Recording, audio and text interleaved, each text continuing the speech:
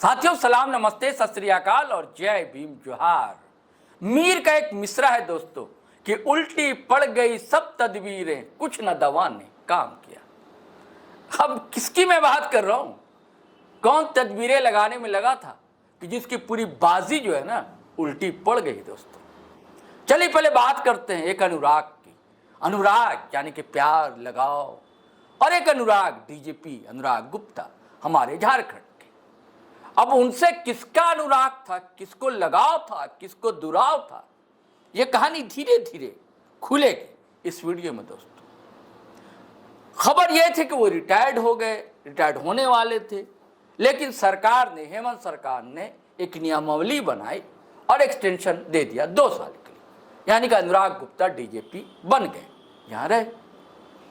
अब बाबूलाल मरांडी नेता प्रतिपक्ष, अब वो हंगामा करने लगे, ऐसा हो ही नहीं सकता है क्योंकि सेंट्रल का ऐसा कोई कानून नहीं है होम मिनिस्ट्री का कि ऐसा हो। लेकिन दरअसल इस सरकार ने अपनी एक नियमावली बना ली थी। कोर्ट भी चले गए थे महोदय, यानी कि बाबूलाल मरांडी। बहुत प्रयास किए, बड़ा हल्ला हंगामा किया, लेकिन आपको पता है होम मिनिस्टर यानी कि अमित शाह साहब जब रांची आए, पूर्वी क्षेत्रीय परिषद की बैठक थी, तो सामने विराजे हुए थे डीजीपी साहब भी, अनुराग गुप्ता भी। मैंने पहले कहा ना, किसको अनुराग था, किसको दुराव था। तो ये कोर्ट चले गए थे, लेकिन कौन? बाबूलाल मरांडी। यानी कि सारे उपाय कर लिए, सारी तदबीरें, सारी दवाएं आजमा ली, लेकिन बाजी उल्टी पड़ गई। अब कैसे उल्टी पड़ गई इसका राज खोलेंगे। बगल में है बैठे हुए, आप देख रहे हैं फ्रेम में, शैलेंद्र सिन्हा साहब, पॉलिटिकल एडिटर है हमारे जीटी लाइव के।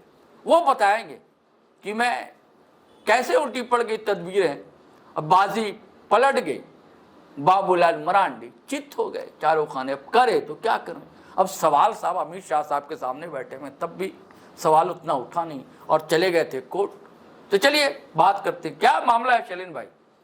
देखिए शहरोज जी, मामला बस इतना ही है, जो डीजीपी की नियुक्ति मामले में और खासकर अनुराग गुप्ता को जिस तरीके से, जैसा आपने भी कहा, जो राज्य सरकार ने अपनी नियमावली बना करके उन्हें डीजीपी बनाया था 2 साल के लिए, उसके खिलाफ बाबूलाल मरांडी जो नेता प्रतिपक्ष झारखंड विधानसभा में, बस उसी हैसियत से वो सुप्रीम कोर्ट चले गए, यह कहते हुए जो डीजीपी अनुराग गुप्ता की नियुक्ति सुप्रीम कोर्ट के दिशा निर्देशों या उसकी अवमानना है। क्योंकि सुप्रीम कोर्ट ने ये पहले कहा था अपने पूर्व के फैसले में, जो डीजीपी की जब भी नियुक्ति होगी तो वो यूपीएससी के माध्यम से होगी। एक पैनल का 3 या 5 अधिकारियों का पैनल होगा, और वो झारखंड सरकार, ये कोर्ट का था। अच्छा। जो झारखंड सरकार या कोई भी राज्य सरकार यदि किसी डीजीपी की नियुक्ति जब भी करेगी तो वो यूपीएससी को अधिकारियों के नाम का पैनल भेजेगी।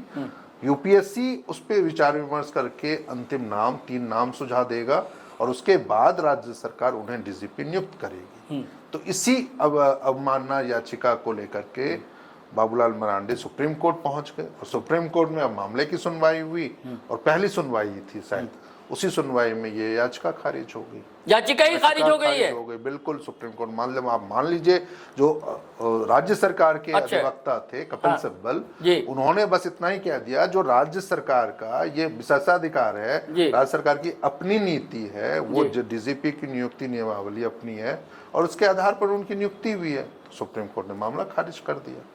यानी बाबूलाल को आप कह सकते हैं, जो आप कह रहे थे, तो बड़ा झटका लगा है इस मामले को लेकर के, क्योंकि वो लगातार, अब बोले तो क्या बोले, बोल ही नहीं पा रहे होंगे अब तो। निश्चित रूप से देखिए, इतना हंगामा शोर कर रहे थे, इवन यहाँ तक कि ये कहा जा रहा था जब 30 अप्रैल को, ये आपको याद होगा और हम लोगों ने चर्चा भी की थी अपने बहुत पहले के वीडियो में, जिसमें ये कहा भी था, जो 30 अप्रैल के बाद बाबूलाल लगातार कहते रह गए 2 महीने तक, जो यहाँ बिना डीजीपी की नियुक्ति वाली या बिना डीजीपी वाली सरकार है, कई बार पुलिस चल रही थी या पुलिस व्यवस्था चल रही थी, पुलिस का कोई वो देखने वाला नहीं है।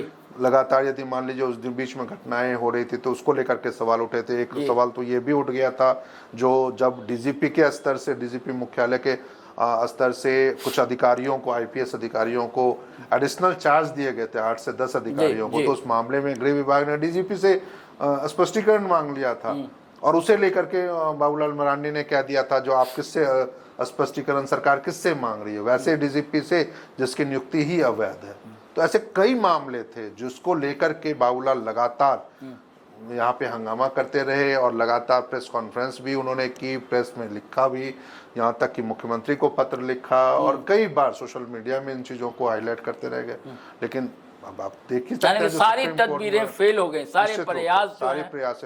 देखिए एक चीज जो तीर चला रहे थे उल्टा पड़ गया तीर, निश्चित रूप से, क्योंकि देखिए आप एक गलत तरीके से यदि आप चीजों को खड़ा कर रहे हैं और यदि आप सरकार की नियमावली के साथ नहीं है और वैसी नियमावली जिसको कैबिनेट ने पास किया है और यदि उसके आधार पर डीजीपी को इसी साल 2025 के फरवरी महीने में यदि उनकी नियुक्ति 2 साल के लिए होती है तो निश्चित रूप से वो नियम संगत ही होगा और उस पे हर किसी की, चाहे वो एजी की मुहर लगनी हो, वित्त विभाग की मुहर लगनी हो या दूसरे तमाम विभागों की जो जरूरी है, गृह विभाग की मुहर लगनी हो, तो वो सब प्रक्रियाओं को पालन करके ही उन्हें डीजीपी बनाया गया था और उसके आधार पर वो पत्र भी जारी, अधिसूचना जारी की गई थे।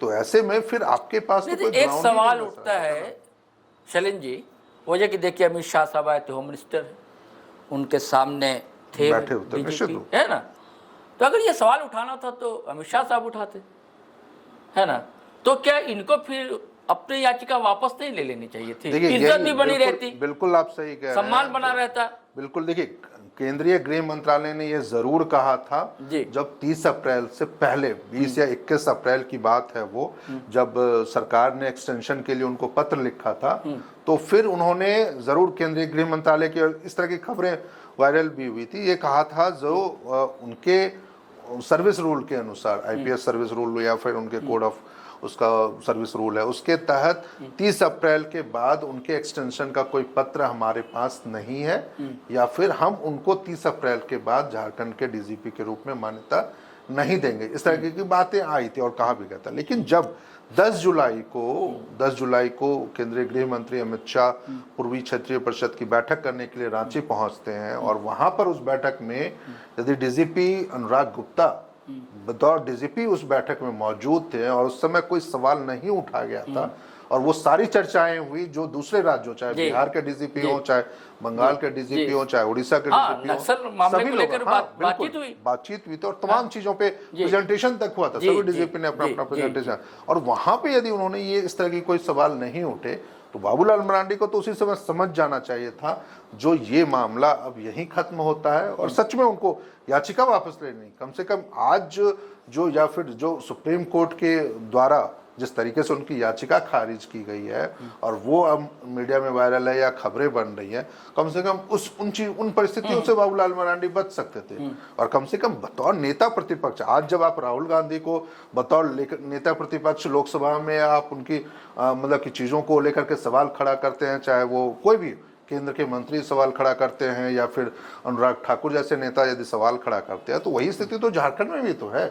झारखंड में भी आप नेता प्रतिपक्ष हैं, आपको सरकार को रचनात्मक सहयोग देना चाहिए, आपकी चीज़ों को, उनके जो कार्रवाइयाँ हैं आप उनको लिखिए, पत्र लिखिए, आप उनसे सवाल जवाब कीजिए। लेकिन आप यदि जो नियुक्तियां तर्क संगत हैं, जो नियम संगत है, उस पर यदि आप सवाल ना खड़ा करके और सिर्फ एक मीडिया में और सोशल मीडिया में बयानबाजी करने की कोशिश होती है और एक माहौल बनाने की कोशिश है, तो निश्चित रूप से बाबूलाल मरांडी को इन सब चीज़ों से बचना चाहिए। देखिए बतौर मुख्यमंत्री वो भी 2 से 2.5 साल का कार्यकाल अपना वो रखे हुए हैं, अनुभव है उनके पास और लगातार वो सक्रिय भी रहे हैं, विधानसभा में भी हो चाहे लोकसभा में सदस्य के रूप में। तो ऐसे में यदि इस तरह के मामले वो उठाते हैं तो वो कम से कम झारखंड के लिए तो सुखद परिस्थितियां तो नहीं दिखता है।